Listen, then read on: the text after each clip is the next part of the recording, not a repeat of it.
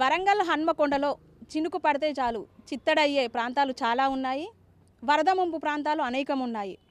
ఏండ్ల కొద్దీ ఈ సమస్యను ఎదుర్కొంటున్న వరద బాధితులకు మాత్రం శాశ్వత పరిష్కారం దొరకట్లేదు. ఇందులో భాగంగానే హన్మకొండలోని సమ్మయ్య నగర్ కాలనీలో పలు కుటుంబాలు ముంపుకు గురయ్యాయి. మొన్నటికి మొన్నగా కురిసిన భారీ వర్షాలకు మొత్తం ఇండ్లన్నీ కూడా నీటితో నిండిపోయాయి. సీఎం రేవంత్ రెడ్డి కూడా ఇక్కడికి వచ్చి ఇక్కడ ఉన్న ముంపు ప్రాంతాల ప్రజలను పరామర్శించారు. ఇక్కడ ఉన్న స్థితిగతులను తెలుసుకొని వెళ్లారు. అయినప్పటికీ ఇక్కడ తక్షణ ఆర్థిక సాయం కానీ ఎట్లాంటి పరిష్కారం కానీ జరగలేదు. ప్రస్తుతం మనతో పాటు సమ్మయ్య నగర్ కాలనీ వాసులు ఉన్నారు. వాళ్ళని అడిగి తెలుసుకుందాము.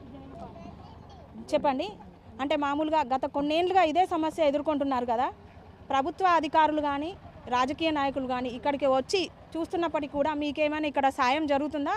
పరిష్కారాలు ఏమైనా కొనసాగుతున్నాయా? లేదండి, ఎలాంటి పరిష్కారం కూడా ఎలాంటి సాయం కూడా ఇప్పటివరకు జరగలేదు. ఇదే విధంగా ఇప్పుడు మొన్న వచ్చిన పెద్ద ఎత్తున తుంగ తుఫాను కారణంగా వరదల బీభత్సమో కాదు, అంతకుముందు కూడా చిన్న చినుకు పడ్డా ఏం పడ్డా మా పక్కకి అండి, ఇది ఇంజనీరింగ్ కాలనీ ప్రాంతము.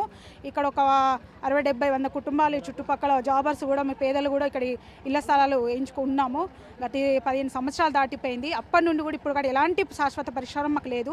మేము ఎన్నోసార్లు ప్రభుత్వాన్ని డిమాండ్ చేస్తున్నాం, మాకు కనీసం మాకు ఉండడానికి నీడనివ్వండి అని. అయినా కూడా వాళ్ళు ఎలా స్పందించలేదు. ఈ మా కాలనీ వెనుకనే మాకు ఒక కాల్వ ఉన్నది. అక్కడ ఆ కాల్వకు సైడ్ వాళ్ళు కూడా పూర్తిగా నిర్మాణం చేయలేదండి.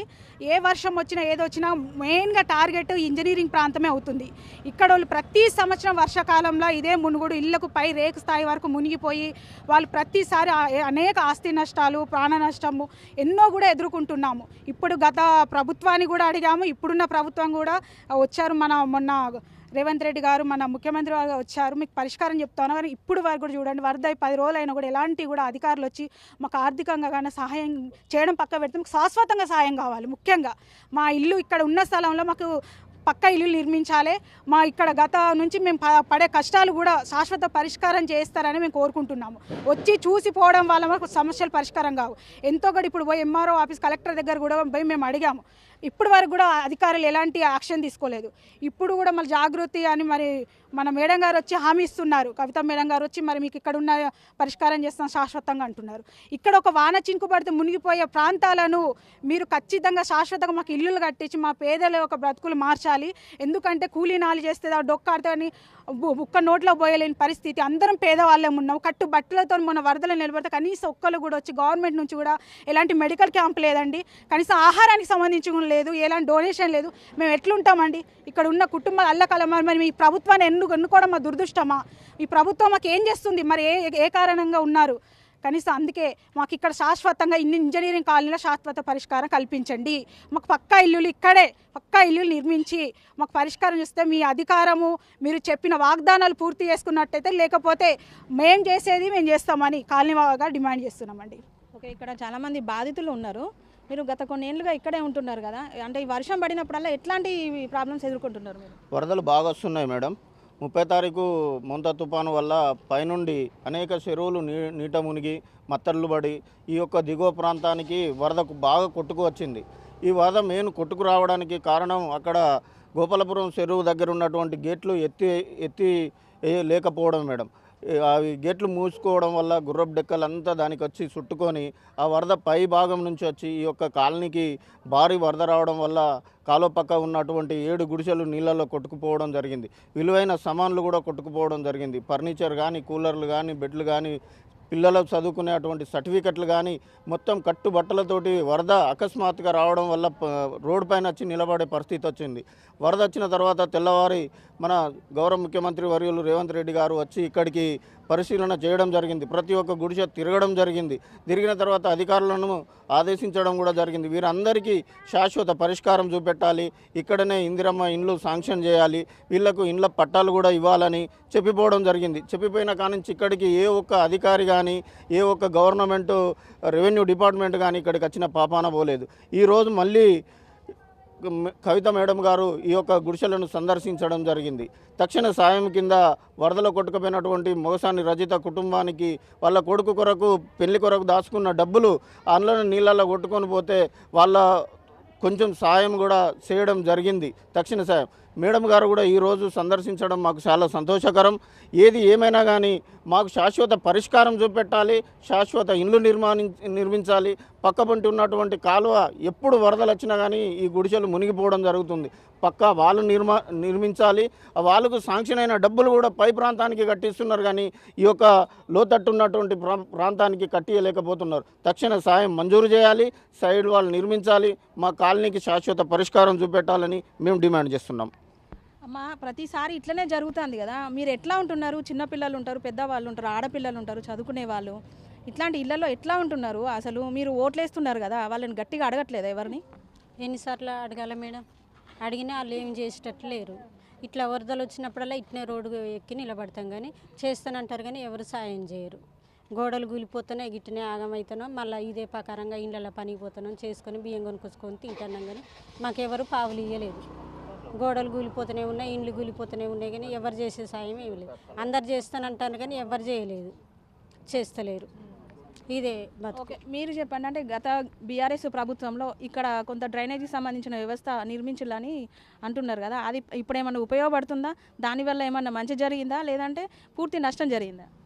అది ఉన్నా ఒకటే లేకున్నా ఒకటే, పేరుకు చేసినా అంటే చేశారు, అది టైంకు యూజ్ చేయకపోతే చేసేం లాభం? అలానే ఉన్నది. ఎప్పుడు ప్రతిసారి వరద వచ్చినప్పుడల్లా కొట్టుకుపోవడం, కట్టుబట్టలతో బయటికి రావడం, మళ్ళీ సంవత్సరం వరకు మేము కోలుకునే వరకు మళ్ళీ రావడం. ఈ తుఫాన్ వస్తూనే ఉంటుంది, మమ్మల్ని కొట్టుకుపోతూనే ఉంటుంది.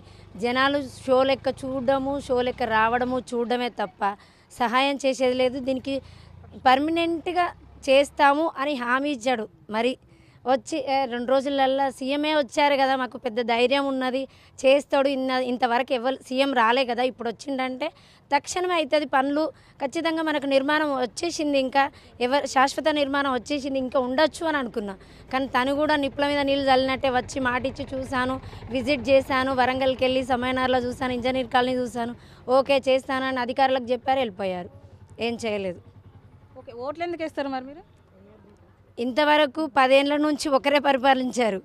ఈ సంవత్సరం కాకుండా నెక్స్ట్ సంవత్సరం చేస్తారు, అది ఒక నమ్మకం, గుడ్డి నమ్మకం జనాలది. ఇక్కడ జనాలు కాదు, ప్రపంచం మొత్తం అట్నే ఉన్నది. నమ్మాము, నమ్ముతున్నాం, మోసపోతున్నాం, నమ్ముతున్నాం, మోసపోతున్నాం. కానీ వాళ్ళు చేసేది, వాళ్ళ అధికారంలో ఉన్నారు కాబట్టి వాళ్ళదే నడుస్తుంది, మనది నడవలేకపోతుంది కదా. నెక్స్ట్ టైం చూద్దాం, ఈ 5 ఏళ్ళ పరిపాలన తనది ఎలా ఉన్నదో ఆ తర్వాత చూడొచ్చు కదా, ఛాన్స్ అనేది ఉంటుంది కదా.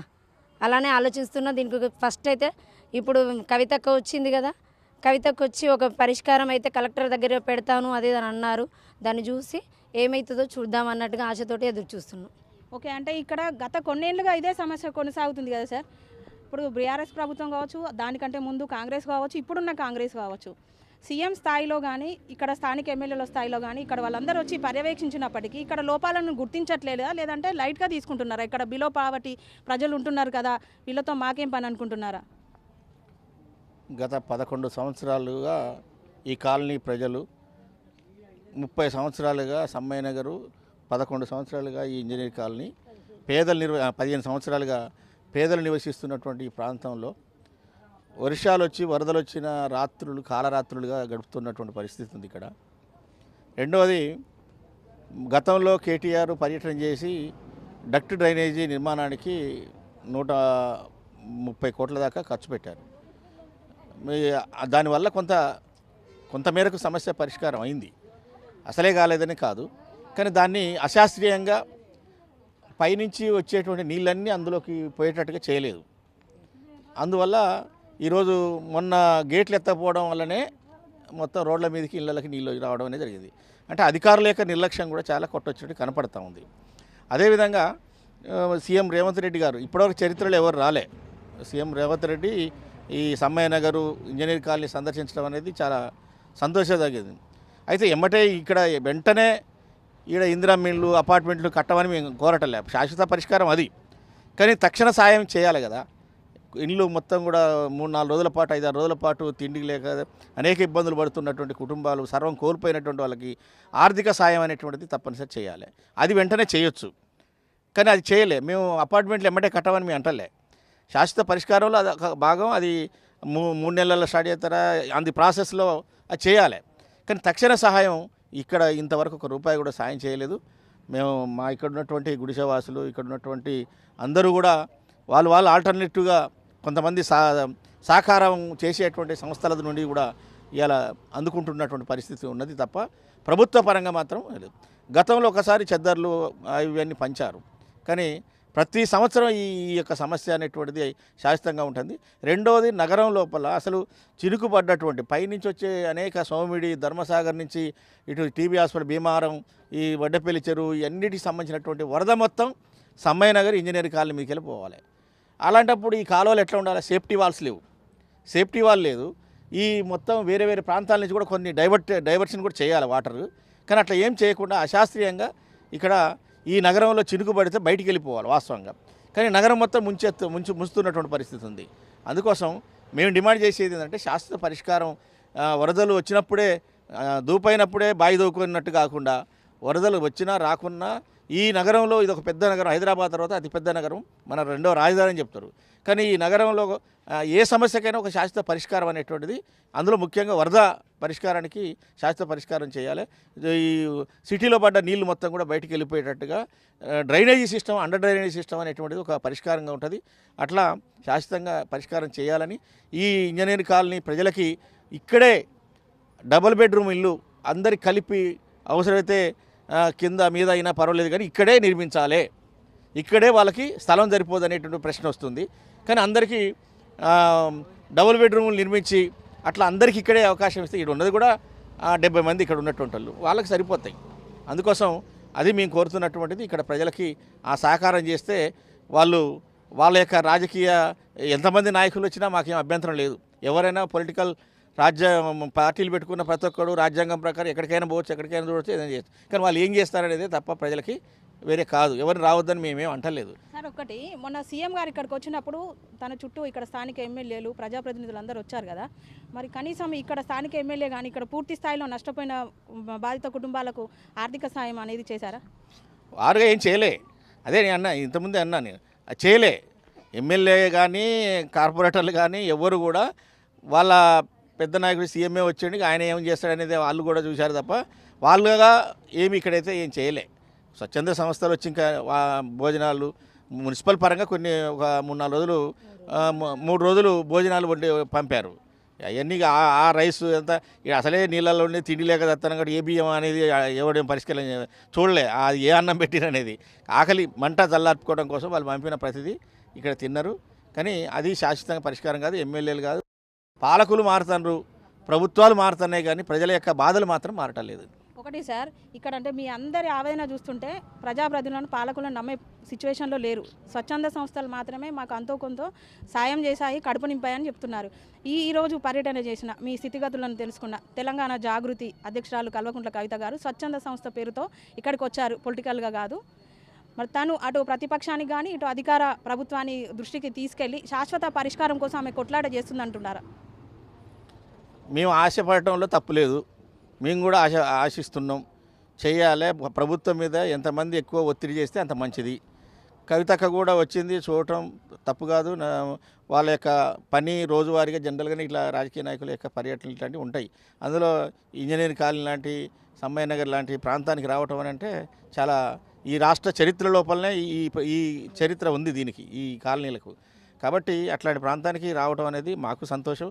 కానీ ఆ అధికారుల మీద, కలెక్టర్ మీద ఒత్తిడి చేసి వీళ్ళకి న్యాయం జరిగేటట్టు చూడాలని చెప్పేసి మేము కోరుతున్నాం. అట్లా చేస్తుందని మేము అనుకుంటున్నాం.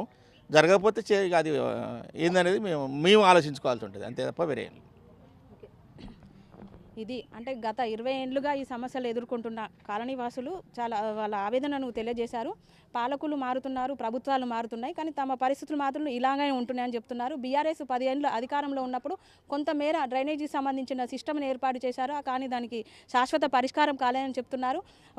వరదలు వచ్చినప్పుడు, వర్షాలు వచ్చినప్పుడు తమకు స్వచ్ఛంద సంస్థల ద్వారా మాత్రమే ఇంత కడుపు నింపాయి, వాళ్ళని ఆర్థికంగా కొంత ఆదుకున్నాయని చెప్తున్నారు. ఇక తెలంగాణ జాగృతి అధ్యక్షురాలు కల్వకుంట్ల కవిత గారు స్వచ్ఛంద సంస్థ పేరుతో తమ దగ్గరకు వచ్చి పరామర్శించారు, తమ స్థితిగతులను తెలుసుకున్నారు. తమకు ఖచ్చితంగా ఇలాంటి వాళ్ళ ద్వారా శాశ్వత పరిష్కారం జరిగి తమకు గూడు నీడ ఖచ్చితంగా ఇక్కడ కల్పిస్తారన్న ఆ ఆశతో వాళ్ళు ఎదురు చూస్తున్నారు. ఖచ్చితంగా తెలంగాణ జాగృతి తరపున వీళ్ళకి ఒక శాశ్వత పరిష్కారం అనేది జరిగి ఈ కుటుంబాలు మంచిగా ఉండాలని వరంగల్ టైమ్స్ ఆధ్వర్యంలో మేము కూడా కోరుకుంటున్నాము. సమ్మయ్య నగర్ ఇంజనీర్స్ కాలనీ నుంచి కెమెరా పర్సన్ సతీష్తో సోనీ, వరంగల్ టైమ్స్.